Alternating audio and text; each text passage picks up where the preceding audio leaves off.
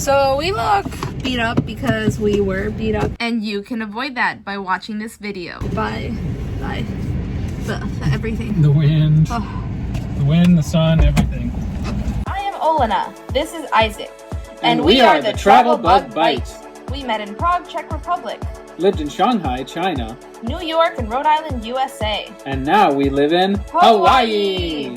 We've traveled from Tibet to Puerto Rico. Harbin to PP. And drove cross country with Smiley in our Tesla Model 3. Subscribe to follow our adventures.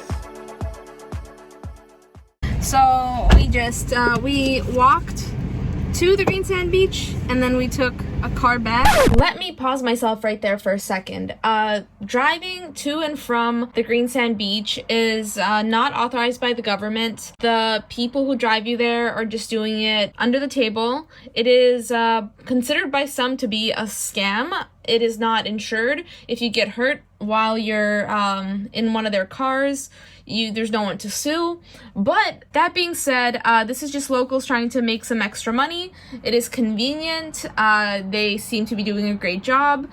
Other than, the rickety roads, we had a fine experience. We felt, safe-ish. Obviously, sitting in the back of a car is not safe. Different cars have different levels of safety. In America, it might not be common to do something like this, but all around the world, especially Southeast Asia, this is basically like hitchhiking. You pay a local to take you somewhere on their scooter, motorcycle, tuk-tuk, whatever. So yes, this is not authorized by the U.S. government. It's not taxed. These people are not, professional drivers. And if you don't want to take the risk, don't go with them. But our experience was just fine. We're going to have another video about it. So just keep in mind that it is an option if you don't want to walk to and from. But also keep in mind that it is not a 6-mile round-trip hike like some people say. It is only 2-point-something miles each way, but it is quite brutal if you're not prepared. If you are prepared, it's just fine. So don't fall for all these dramatic articles saying don't go to the Green Sands beach because of the scam. These are just locals making money. No one's robbing you. Pay them, don't pay them. It's up to you. Just have a great time going to the Green Sand beach. Please don't let these articles scare you away from the Green Sand beach. Whether or not it is sanctioned or good for the area to drive there, that I don't know anything about. But since these are locals who are doing it and you are on their land, I would personally take it up with them if you have any questions or concerns. It's a bit weird to speculate about what we should or shouldn't be doing on Hawaiian land when we're not Hawaiian ourselves. And I can't decide which was worse. The walk was long, took a little over an hour. It was very pretty, but sand in our eyes. Wind was horrible, sun was hot. And we were in flip-flops, which it's not that bad. It's possible in flip-flops, but and everything's orange now and yellow. So we have a few tips for you if you want to do this beforehand, make it a little more comfortable than we were. So number one, I would say bring sunglasses or even goggles if you want to. Goggles would be better. Definitely at least sunglasses. There's those kind of sunglasses that go like really close to your eyes. Because just it's brutal. The entire time, I'm sure I've sand in my eyes right now. Looking down, and I have contacts, which is kind of better. Doesn't hurt when it goes in as much, but if it goes under the contact, then you're in trouble. And then you won't see the pretty green sand beach when you get there. Yep. Tip 2, I guess bring closed shoes. That would be better, but don't bring anything you care about. And don't bring white sneakers. They will forever be yellow. Yeah, definitely. I don't know. You could even arguably just do it barefoot if you know, but more normal people wouldn't do that barefoot. I have a mustache. Yeah, well.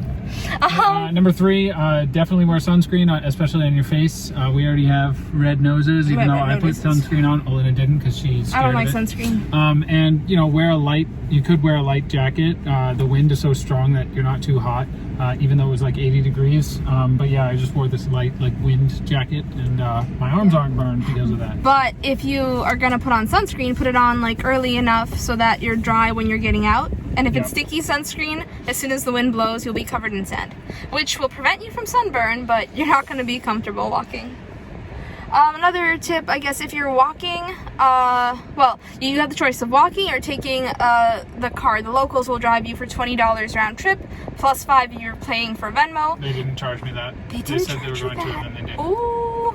That's good. But they do say they'll charge you, and they might end up doing it. If you only do it the way back, you just have to wait for a car. It's all connected. They all go through one person. I guess they split the profit, so it doesn't matter if you go back with the same person you come there from. And it is possible to only go one way. You just have to let them know. It's $15 instead of $20. Yeah, we paid $15 each on the way back.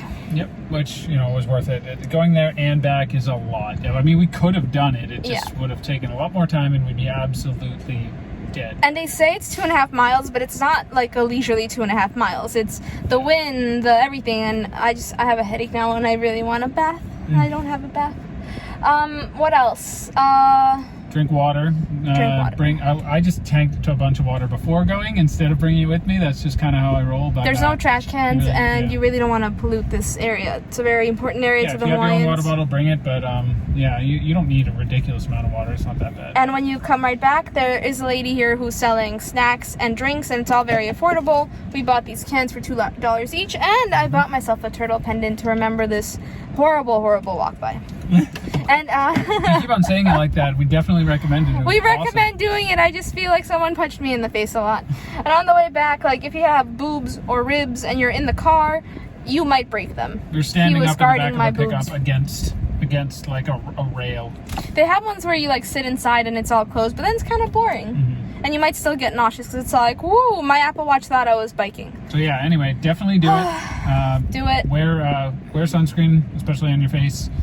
Maybe even consider wearing extra like layers on your sleeves. Wear sunglasses, and maybe take the car one way. It might be better to take the car there and walk back because the wind goes back instead. Because I'm pretty sure the wind always goes in the same direction because it's just coming from the south. And if you walk, there's one spot that I'll show you where like the waves are really pretty. We could have sat there for like hours. It was amazing. We took some photos there. Yeah.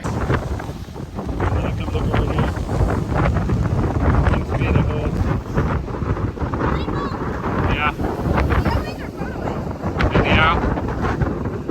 And when you get there, it's pretty easy to go down. We saw like elderly people down there. We saw children down there. We saw overweight people climbing down. It's really not that hard to climb down, but plus size. I am a plus size, so I can say overweight people. We are overweight people. He is an underweight person, and it's not fair because he eats like a fat person. Oh, speaking of which, I'm hungry. I'm always hungry.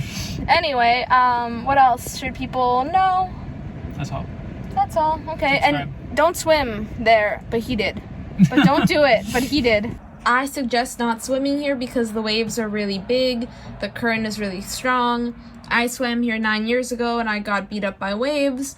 I did not want to try again. Obviously, you can see a lot of people are swimming here, but there are rocks. It is a little dangerous. I think there's signs saying that you shouldn't swim here, but a lot of people do. If you decide to swim, then just be careful. Don't turn your back on the water. Remember to dive into the waves, because if you let them hit you, then you might be stuck underneath, and that's what happened to me. So just be careful if you go swimming. And if you don't go swimming, it's really pretty to just admire, and it's worth coming even if you're not planning on swimming here. Yeah. And yeah, we'll show you more cool things on the Big Island, Maui. Or as someone on the car said, I'm from the other Hawaiian island, Oahu. We're like, what do you mean the other island? There's like 7+ islands here. Well, there's a lot more than that, but there's 5 to 7 main islands. It's rude to say. Oahu is not the other island. No. And yeah, so we had a lot of fun, and now we're gonna go die. Oh, you might not want to plan anything after this because we're pretty tired now. And if you are planning on coming here, you have like not a lot of time. Keep in mind that this will take you longer than you think. Yep. The 2.5 mile walk is longer than a regular 2.5 mile walk. Definitely. You might want to spend longer taking pictures. If you're taking the car back, they might wait to fill up, so it'll take like twice as long as you assume it'll take. That's fine, because it's worth it. And now Isaac has to eat, so we have to go. Yeah. Don't forget to subscribe, and we'll show you all sorts of cool adventures. Bye-bye. If you liked our video, don't forget to click the like button, leave a comment, and subscribe. Check out our videos from all around the world and let us know what you'd like to see next. Thanks for watching!